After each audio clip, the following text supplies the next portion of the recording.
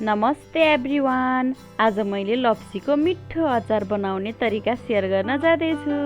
यसको लागि पहिले राम्रो नबिग्रेको पाक्ने अवस्थामा पुगेको लप्सी छनौट गर्नुपर्छ। सर्वप्रथम लप्सीलाई राम्रोसँग सफा पानीले पखाल्नु पर्दछ।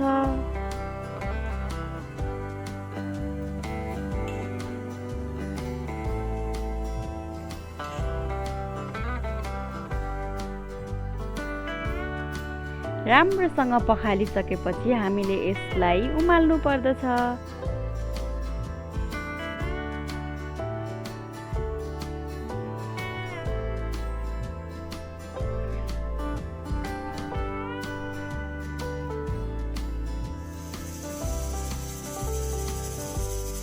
लप्सीको बोक्रा फुट्न थालेपछि लप्सी पाक्यो भनेर बुझ्नुपर्छ। लप्सीको बोक्रा फुटेपछि ग्यास बन्द गरी पानी तार्नुपर्छ। लप्सीलाई केही बेर सेलाउन छोडिदिनुपर्छ। लप्सीलाई बोक्रा बिना वा बोक्रा सहित दुवै तरिकाबाट अचार बनाउन सकिन्छ, तर मैले बोक्रा सहित अचार बनाउन गइरहेको छु। अब उमालेको लप्सीलाई तोरीको तेल, बेसार, चिनी, नुन, जिरा, ज्वानो, तेजपत्ता, सुकेको खोर्सानी उमालेर छानेको पानीमा पकाउनु पर्दछ। अब तोरीको तेल राख्ने।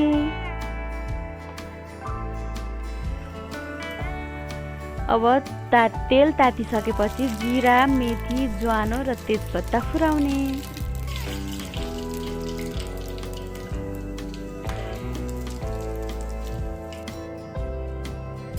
मैले चाहिँ यसैमा बेसार राखेर पहिला अनि त्यसपछि लप्सी राखेको छु।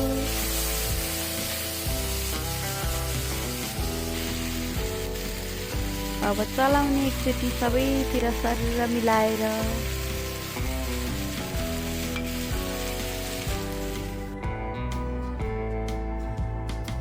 स्वाद अनुसारको नुन,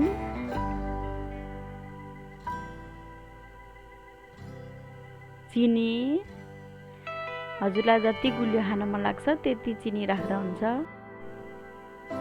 चिनी राखिसकेपछि एकचोटि मजाले चलाउने। कतिको पिरो खानुहुन्छ त्यही अनुसारले सुकेको खोर्सानीको पेस्ट राख्नुहोस्। फेरि मजाले चलाउनुहोस्। यसलाई चाहिँ चलाउँदै बनाउँदै गर्नुपर्छ। हेर्नुस् त कति मिठो देखिन थालिसक्यो। लप्सीको पानी सुक्न लागेपछि ग्यास बन्द गर्नुपर्छ। अब लप्सीलाई सेलाउन दिनुपर्छ। पुरै सेलाइसकेपछि अब लप्सीलाई सफा र सुक्खा सिसाको भाँडामा राख्नुपर्छ। प्लास्टिकको भाँडामा राख्दा पनि हुन्छ।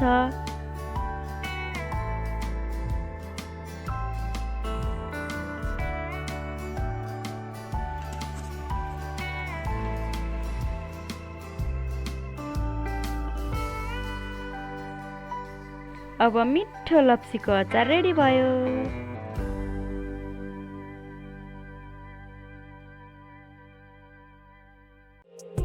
Thanks for watching our video. Please like, share and subscribe our channel. Comment गर्न पनि नबिर्सिनु होला। धन्यवाद हाम्रो भिडियो हेरिदिनु भएकोमा।